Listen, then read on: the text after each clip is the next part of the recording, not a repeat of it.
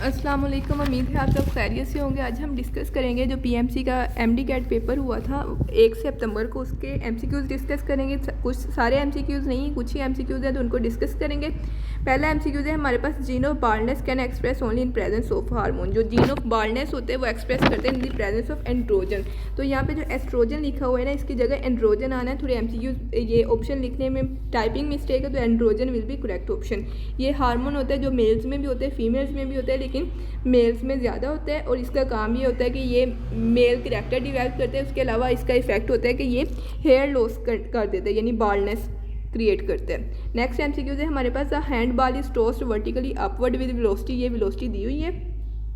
Approximately how much height it reach, यानी इसकी maximum height कितनी होगी। तो मैक्सिमम हाइट के लिए हमारे पास अगर इसकी फाइनल वेलोसिटी जब देखें तो वो क्या हो जाएगी, वी एफ क्या हो जाएगी, इसकी 0 हो जाएगी। इसको हम अगर फार्मूला से सोल्व करें तो VI² / 2G, ये इसका फार्मूला बनेगा। इसमें वैल्यूज़ पुट करें, 19.6 multiplied by 19.6 divided by 2 into 9.8। 9.8 into 2 equal होता है 19.6 के। इस 19.6 को इन दोनों में से किसी एक से काट दे तो हमारे पास आंसर आ जाएगा 19.6। तो 19.6 जो होता है ये नियरली इक्वल होता है किसके, 20 के। तो 20 विल भी हमारे पास करेक्ट ऑप्शन।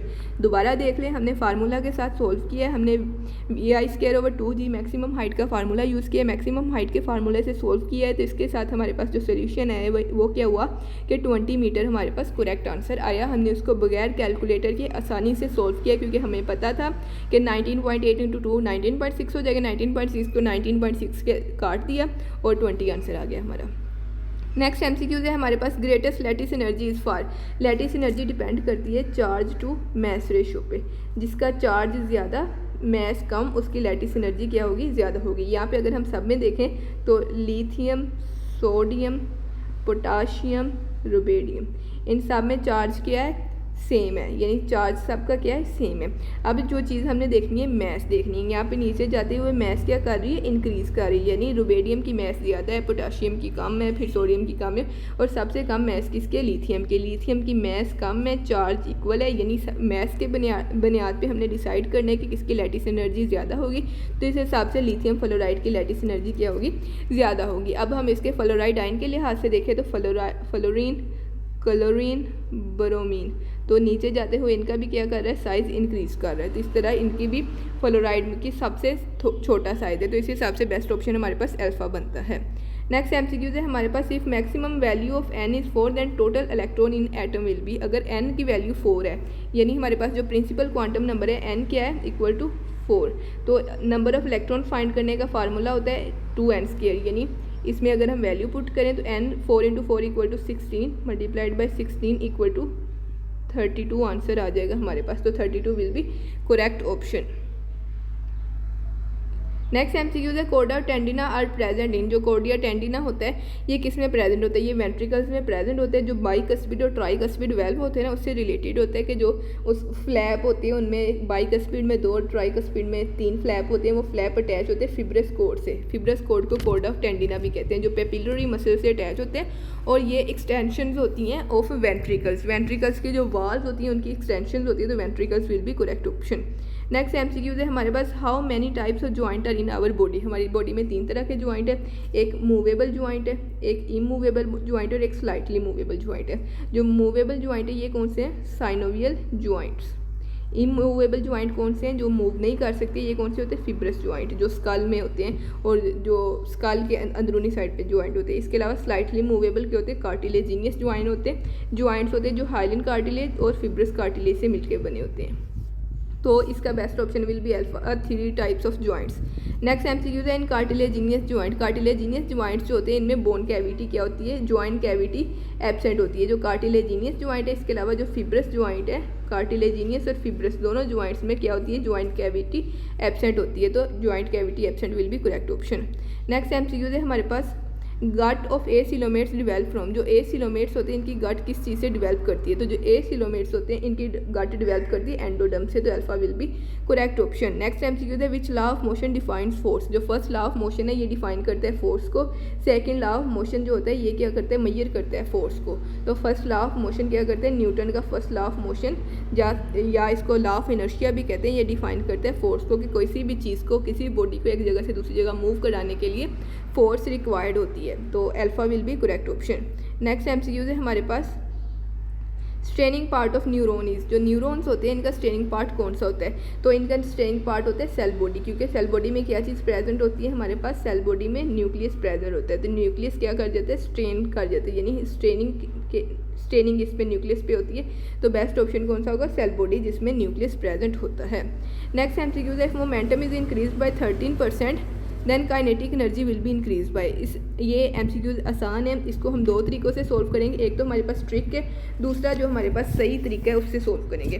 13% है, इसको अगर हम वैल्यू में कन्वर्ट करें तो डिवाइडेड बाय हम 100 करेंगे, हमारे पास आ जाएगा 0.13, 0.13 इंक्रीज़ हुआ यानी 1 + 0.13 हो गया जो इंक्रीज़ हो गया, तो हमारे पास वैल्यू बन जाएगी 1.13, क्योंकि जो काइनेटिक एनर्जी होती है डायरेक्टली प्रोपोर्शनल होती है स्केयर ऑफ मोमेंटम के, तो 1.13 का हम क्या करेंगे, स्केयर लेंगे, स्केयर लेने के लिए हम 1.13 को मल्टीप्लाई करेंगे 1.13 से, तो इसको जब मल्टीप्लाई करेंगे तो 1.27 आ जाएगा हमारे पास, तो 1.27 आ जाएगा, तो यानी हमारे पास काइनेटिक एनर्जी जो इंक्रीज़ होके आ रही है वो 1.27 के डायरेक्टली प्रोपोर्शनल है।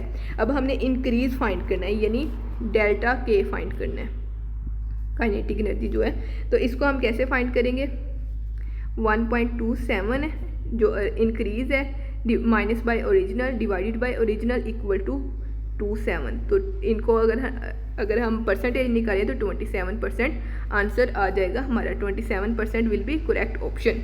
ये हो गया एक तरीका जो हमने सही तरीके से फार्मूला में पुट करके जो हमने देखा। अब हम इसको दूसरे तरीके से अगर हम सोल्व करें तो वो कैसे बनेगा,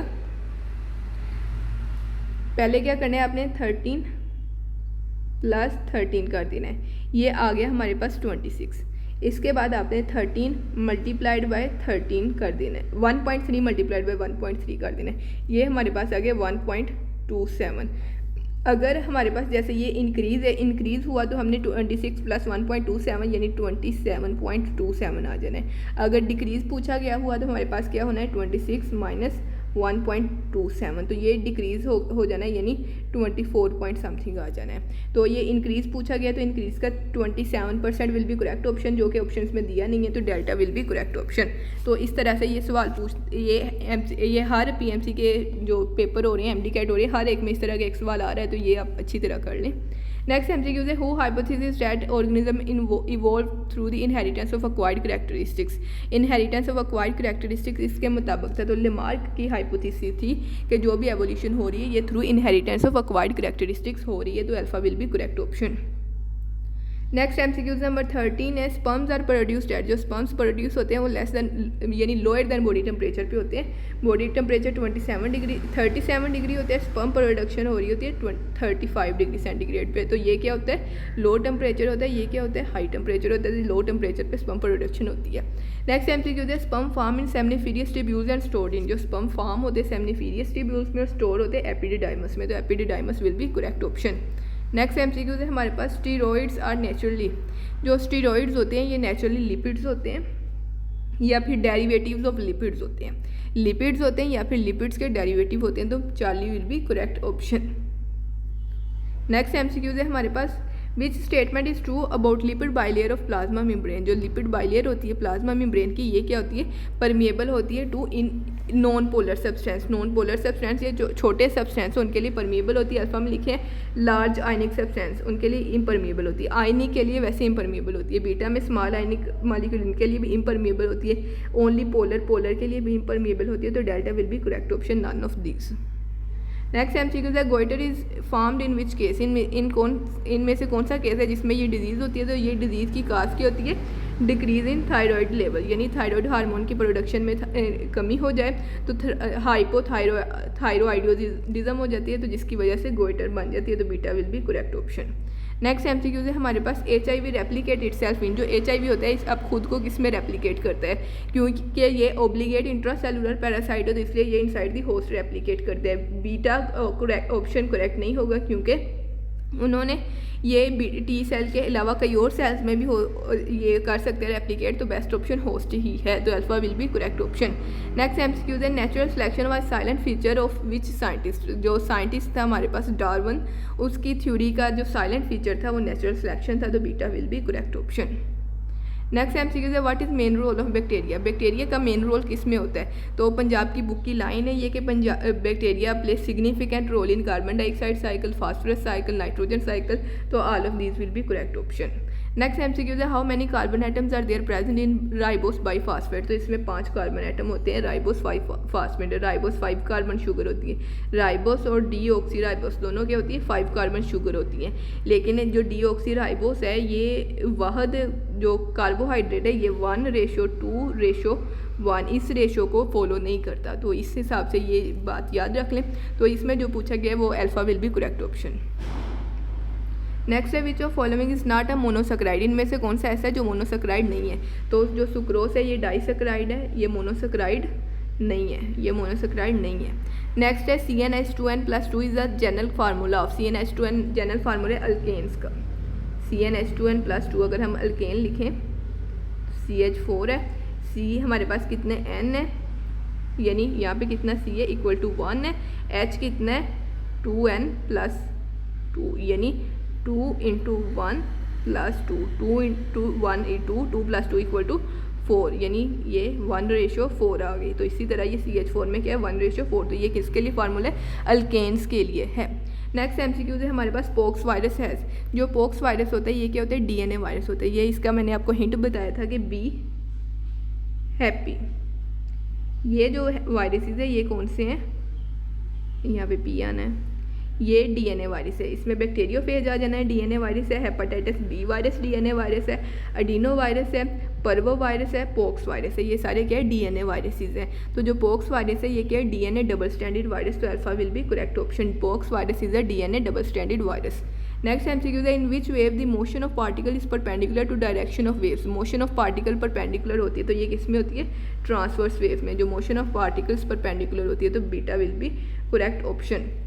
नेक्स्ट एमसीक्यू है gut of acoelomates develop from endoderm, ये रिपीट हो गया एमसीक्यूज पहले भी आया था, तो endoderm will be correct option. Next MCQ है defective gene occurs on X chromosome, it will normally be transmitted to male offspring by, X chromosome पे जो भी चीज़ होगी वो एक्स के थ्रू ही मेल में जाएगी, यानी मदर के एक्स के थ्रू जब भी मेटिंग होती है तो जो मेल बेबी होता है वो फादर का वाई और मदर का एक्स लेता है, तो एक्स से रिलेटेड कोई भी चीज़ उसको मदर से ही रिसीव होगी। नेक्स्ट एमसीक्यूज है हमारे पास early land vertebrates are amphibians and possess limb structures का, जो अर्ली लैंड वर्टिब्रेट्स है इनकी हैं भी, तो इनकी 5 होती हैं ये जो डिजिट्स होती हैं, पेंटाडिक्टाइल्स होते हैं, 5 डिजिट्स होती हैं, तो Charlie will be correct option. Next MCQs है हमारे पास smooth endoplasmic reticulum do not involve in, तो ये हार्मोन सिक्रेशन में टेक पार्ट करता है, डिटॉक्सिफिकेशन इसका मेन फंक्शन है, लेकिन conversion of messenger RNA to amino acids ये इसका फंक्शन नहीं है, तो Charlie will be correct option.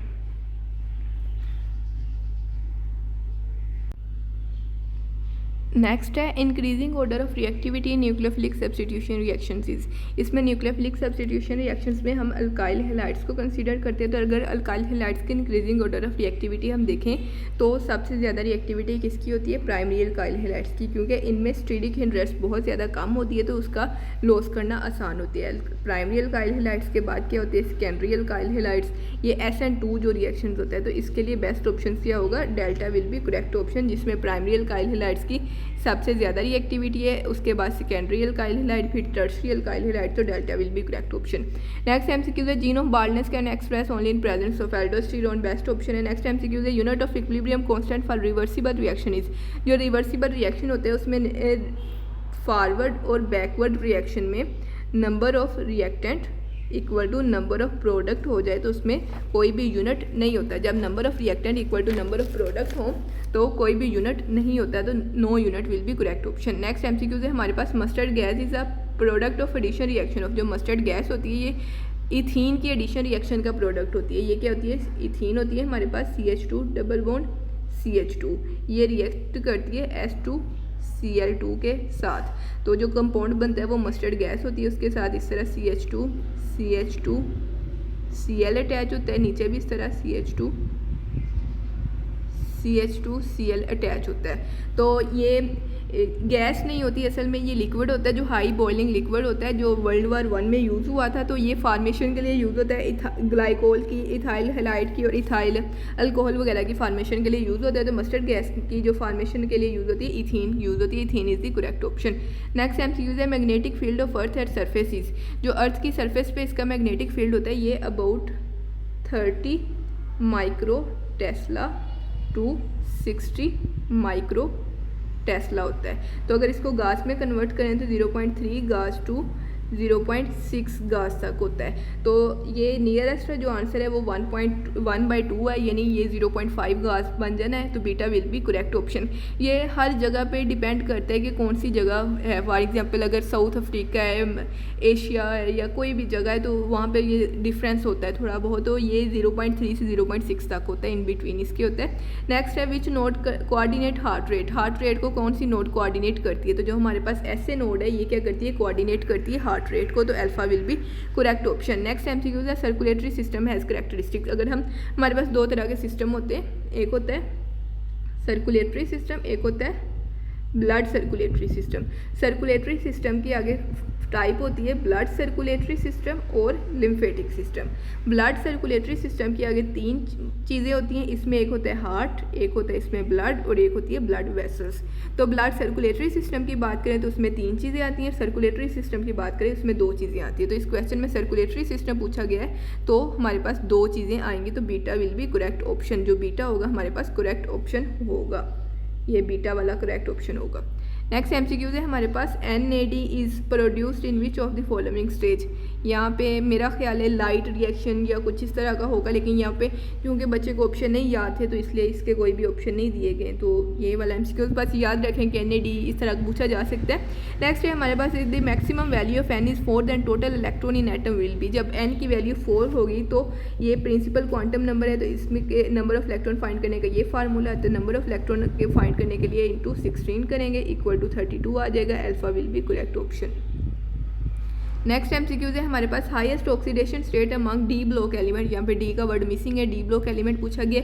D block element में सबसे ज़्यादा हाईएस्ट ऑक्सीडेशन स्टेट होती है मैंगनीज की +7। ये आयरन की नहीं होती, इसकी +6 होती है। नेक्स्ट MCQ है molecule stable if. Molecule stable तब होता है जब एंटी बॉन्डिंग जो होते हैं वो कम हो और बॉन्डिंग इलेक्ट्रॉन ज़्यादा हो, जब bonding is more than anti bonding.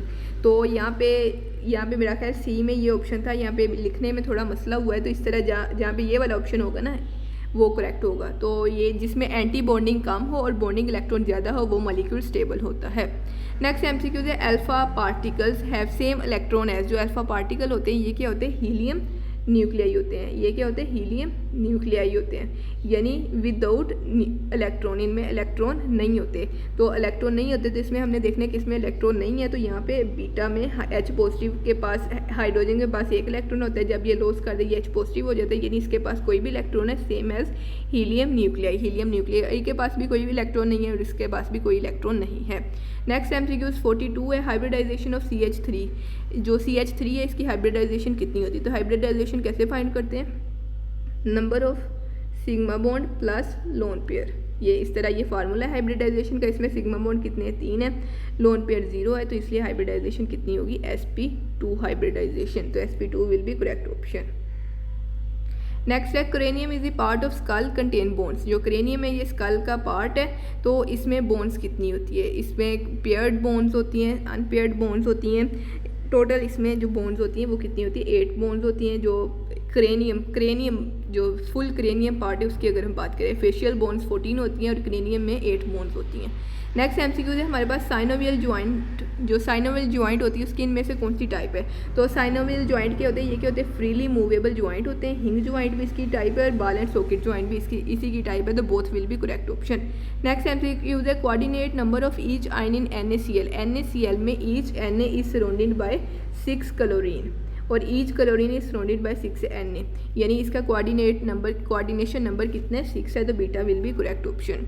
Next MCQ है हमारे पास हाईएस्ट बॉइलिंग पॉइंट ऑफ, इसमें बॉइलिंग पॉइंट सबसे ज़्यादा हाईएस्ट किसका होता है, तो इसके लिए बॉइलिंग पॉइंट के लिए आपको इसका ग्राफ आना चाहिए। उस ग्राफ के मुताबिक पहले बॉइलिंग पॉइंट क्या करता है, ऐसे डायरेक्टली इंक्रीज़ करता है, फिर थोड़ा लूजली इंक्रीज़ करता है, फिर एक एटम पे डिक्रीज़ करता है, फिर काफ़ी ज़्यादा डिक्रीज़ करता है, फिर इंक्रीज़ करता है, फिर दोबारा डिक्रीज़ करना शुरू कर देता है। तो यहाँ पे जिसका सबसे ज़्यादा होता है ये किसका होता है, वेनेडियम का सबसे ज़्यादा होता है। तो ये इस हिसाब से ग्राफ से याद रखें, तो Charlie will be correct option.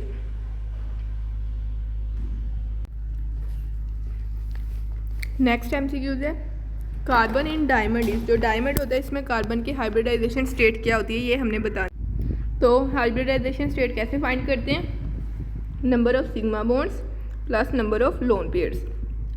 तो कार्बन इन डायमंड इसमें सिग्मा बॉन्ड कितने होते हैं, 4 होते हैं, लोन पेयर 0 होता है, इक्वल टू sp3 हाइब्रिडाइजेशन। तो इसकी हाइब्रिडाइजेशन कितनी होती है, sp3 hybridization, delta will be correct option. Next MCQ है हमारे पास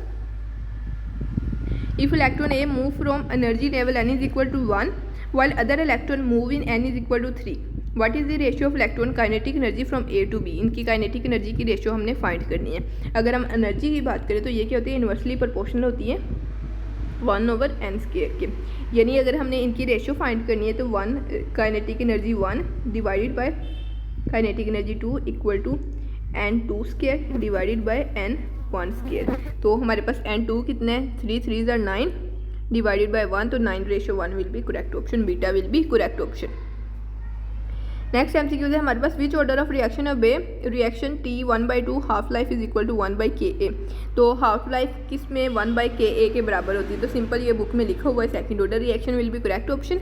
नेक्स्ट MCQ है हमारे पास smooth endoplasmic reticulum does not involve in, ये MCQ दोबारा रिपीट हो गया। नेक्स्ट MCQ है a single ovum of human being contain, जो सिंगल ओवम होता है ये क्या होता है, हैप्लॉइड होता है।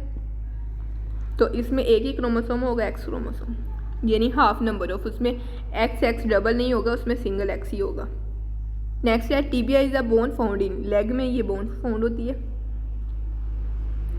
टीबिया फेब्यूलम, तो लेग में होती है।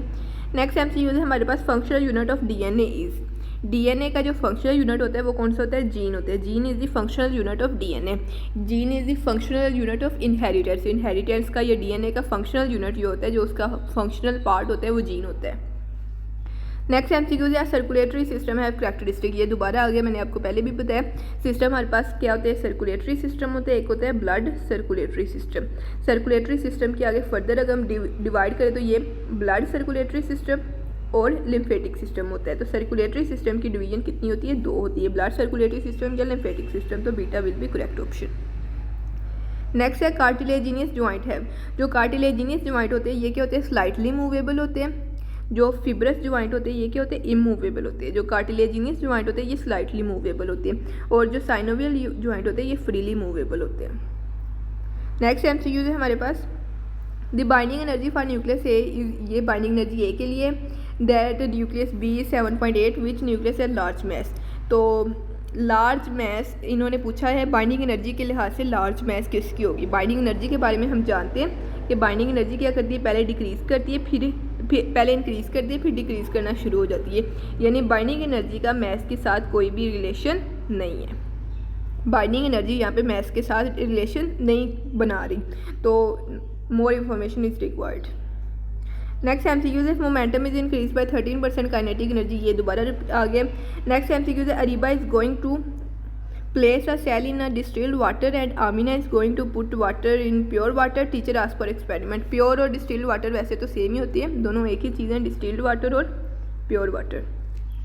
अच्छा, जब उसने किसी भी सेल को ऐसी जगह रखा है जहाँ पे वाटर पोटेंशियल ज़्यादा, सेल के अंदर सल्यूट पोटेंशियल क्या है, ज़्यादा, यानी water inside the cell enter होगा। वाटर इंटर होगा यानी सेल क्या हो जाएगा, बस्ट हो जाएगा, सेल क्या हो जाएगा, बस्ट हो जाएगा। इसके अलावा वाटर पोटेंशियल मैक्सिमम है और सेल बस्ट हो जाएगा, तो ये A and C will be followed, तो Charlie will be correct option. Next MCQ है हमारे पास if a cell has greater water potential, cell की क्या वाटर पोटेंशियल है, ए सेल जो है इसकी वाटर पोटेंशियल ज़्यादा है, B cell has less water potential, B cell की वाटर पोटेंशियल कम है, but the solute amount in cell A become so high to effect the water potential in the B.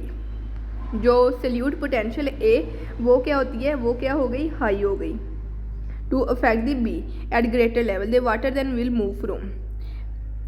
Simple उन्होंने पूछा हुआ है कि ए का जो वाटर पोटेंशियल है वो ज़्यादा है, लेकिन बाद में क्या हुआ कि ए की सल्यूट पोटेंशियल ज़्यादा होगी, यानी ए की सल्यूट पोटेंशियल ज़्यादा होगी। ए की सल्यूट पोटेंशियल ज़्यादा होने की वजह से water move from high to low concentration, यानी ए की सल्यूट पोटेंशियल ज़्यादा होने की वजह से इसके वाटर पोटेंशियल क्या हो जाएगी, कम हो जाएगी। इसकी वजह से इनटू इट वाटर मूव करेगा फ्रॉम बी टू ए।